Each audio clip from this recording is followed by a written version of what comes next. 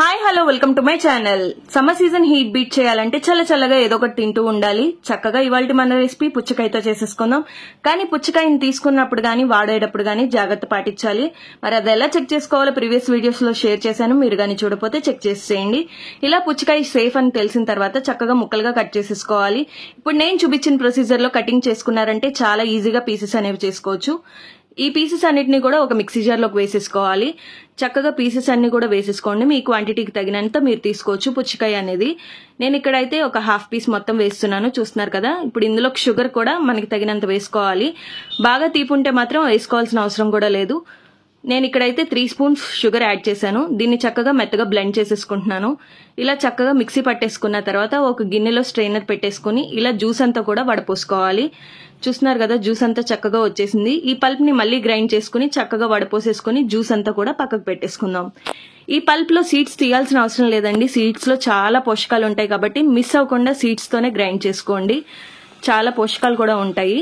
ఇప్పుడు వీటిని మనం మౌల్డ్స్ లోకి వేసేసుకుందాం. ఈ ఐస్ క్రీమ్ ట్రే అయితే నేను అమెజాన్ లో పర్చేస్ చేశానండి. దాని లింక్ కూడా నేను ప్రీవియస్ వీడియోస్ లో షేర్ చేశాను. మీరు కానీ చూడకపోతే వెంటనే చెక్ చేసేయండి. ఇది చాలా బాగా వర్క్ అవుతుందండి. మౌల్డ్ చక్కగా ఈజీగా ఎవరికి కావాల్సినట్టు వాళ్ళు ఒక్కొక్కటి తీసుకుని తినేయచ్చు. ఇలా జ్యూస్ అంతా కూడా పోసేసుకోవాలి. కంప్లీట్ గా పోయకుండా కొంచెం గ్యాప్ ఉంచుకోండి, ఇలా నేను పోసినట్టుగా. అప్పుడు చక్కగా పర్ఫెక్ట్ గా వస్తుంది ఐస్ అనేది. దీన్ని మనం అయితే రోజంతా కూడా ఫ్రిడ్జ్ లో పెట్టేసుకోవాలి. ఒక రోజంతా ఫ్రిడ్జ్ లో వదిలేస్తే చాలా బాగా వస్తుంది. చూస్తున్నారు కదా, ఇది నేను 24 అవర్స్ ఫ్రీజ్ చేసిన తర్వాత చక్కగా వచ్చినాయి. చూడండి, ఓపెన్ కూడా చేసేద్దాం వీటిని.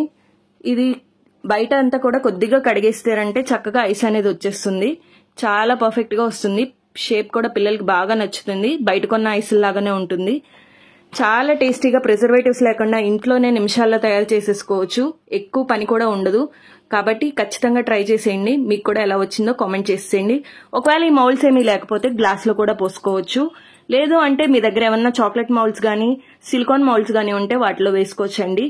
వీడియో ఎండింగ్ లో అవి కూడా చూపిస్తాను, చూసేయండి. చాలా బాగుంటుంది. టేస్ట్ కూడా చాలా ఈజీగా అయిపోతుంది. కాబట్టి ఖచ్చితంగా ట్రై చేయండి. మీరు కానీ ఫస్ట్ టైం నా ఛానల్ చూస్తున్నట్టయితే చాలా ఇంట్రెస్టింగ్ కంటెంట్ ఉంది, మిస్ అవ్వకుండా అవి కూడా చెక్ చేసేయండి. చూస్తున్నారు కదా చాక్లెట్ మౌల్డ్స్ లో వేసినవి ఎంత బాగున్నాయో. వీడియో నచ్చితే లైక్ చేయండి, షేర్ చేయండి, సబ్స్క్రైబ్ చేయండి.